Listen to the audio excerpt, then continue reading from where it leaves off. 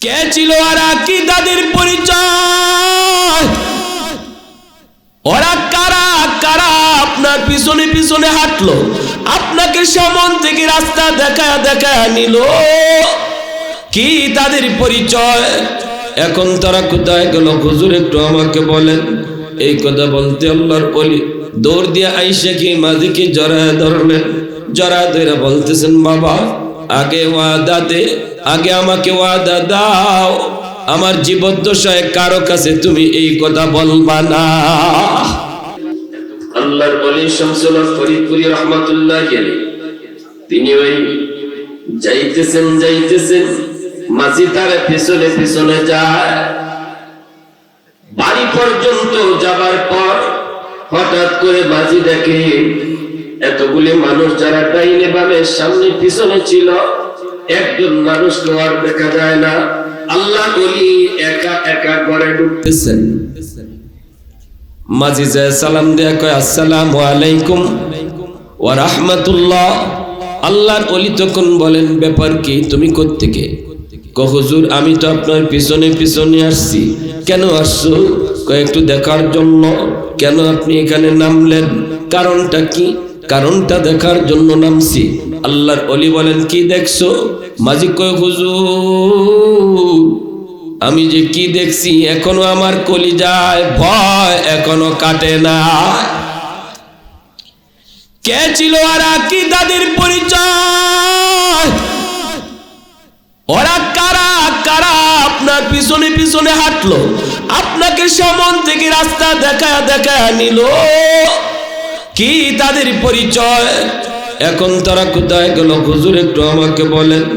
এই কথা বলতে আল্লাহর ওলি দৌড় দিয়ে আইসা কি মাঝিকে জড়ায় ধরলেন, জড়া ধরে বলতেছেন, বাবা আগে ওয়াদা দে, আগে আমাকে ওয়াদা দাও, আমার জীবদ্দশায় কারো কাছে তুমি এই কথা বলবা না। খাঁটি আল্লাহর ওলি যারা, এরা কখনো নিজেদের কারামত কারো কাছে বলে না, আর কে যদি দেখে তারেও নিষেধ করে। আর বেজাল যত আছে, যদি ওই এক যারা কয় 12 আনা, আর অ্যাডভার্টাইজ আর টাইটেলের ঠেলায়, হ্যাঁ হোটেলের সামনে গিয়ে থামাইছে গাড়ি, রাত বাজে 12টা, প্রচন্ড শীত, হিসাব ওই টাইটেল মার্কা ফির। ড্রাইভাররা কয় তাড়াতাড়ি যায় দেখ, ম্যানেজাররা জিগা হোটেলে সিট আছে কিনা, গাড়ি নিয়ে কোন দিক থেকে কোন দিকে যাই, রাস্তা কিছুই দেখা যায় না। ড্রাইভার গেছে, ম্যানেজারের কাছে যায়, কয় সিট আসেনি। ম্যানেজার কয় থাকবো কেডা? কয় আশিকের রসুল, মাহবুবে খুদা, গাউসে হামদানি, কুতুবে রব্বানি, কইতে কইতে টাইটেল 16টা। টাইটেল 16টা নামার মানে ম্যানেজারে মনে করছে 16 জন। ম্যানেজারে কি মনে করছে? ম্যানেজারে কয় 2 সিট নাই। এখন হুজুরে কয় তো আর যাইমু কই, এখানে শুয়ে থাক বারান্দায়, সামনে যাওয়া যাবে না, নাইলে মরবো। এখানে শুয়ে রয়েছে।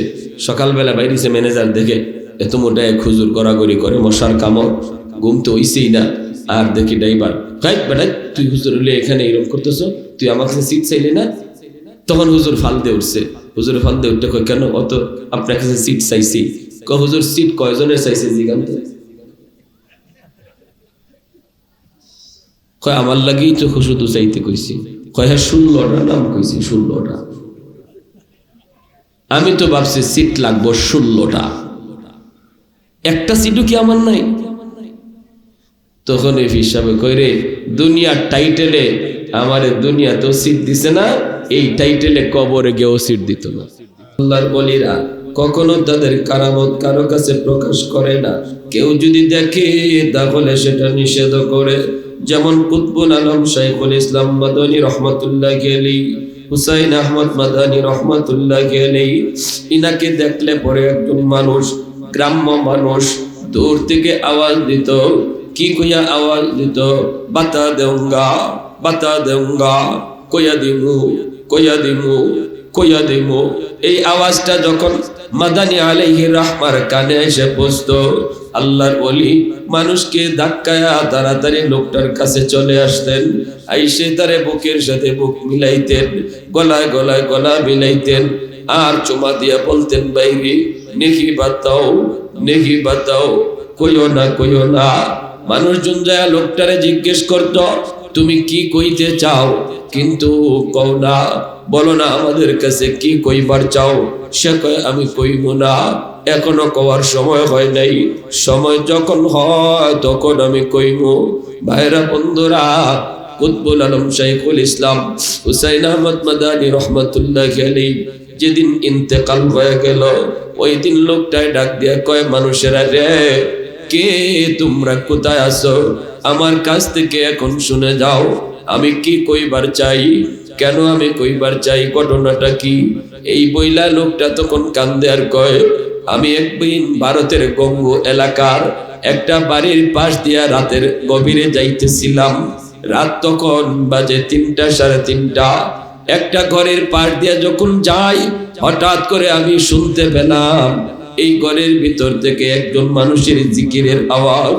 এই জিকিরের আওয়াজটা পাওয়া মাত্র আমি একটু থেমে গেলাম। এরপর আমি লক্ষ্য করলাম এই মানুষটার জিকিরের সাথে ঘরের দরজা জানালা সব জিকির করতেছে। আমি অবাক হয়ে গেলাম, অবাক, কে সেই আল্লাহর ওলি যার জিকিরের সাথে ঘরের দরজা জানালাও জিকির করে। একজনের আওয়াজ শুনতে পেলাম, কিন্তু এখন দেখি শত শত মানুষের আওয়াজ। আমি ঘরের বাহিরে দাঁড়ায় দাঁড়ায় অপেক্ষায় অপেক্ষায় শুধু দাঁড়ায় দাঁড়ায় দেখতেছিলাম। আর আমি দাঁড়ায় রইলাম, আড়ালে দাঁড়ায় দাঁড়ায় আমি মানুষটাকে দাঁড়ায় একটু দেখতে চাইলাম। আর তাকাইয়া দেখি ফজরের আজান হওয়া মাত্র জিকির বন্ধ হয়ে গেল।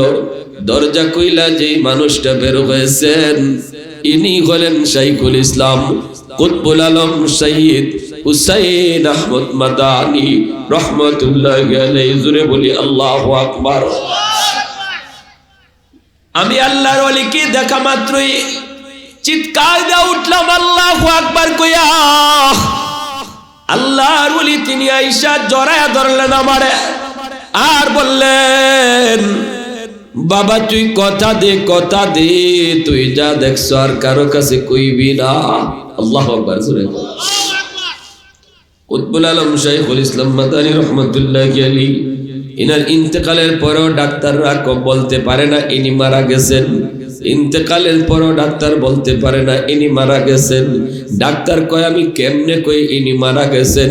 ইনার বুকে যখন আমি পাস লাগাই, মেশিন লাগাই, তখন আমি দেখি তার কলবে আল্লাহ আল্লাহ জিকির করে। সুবহানাল্লাহ। আল্লাহ আল্লাহ জিকির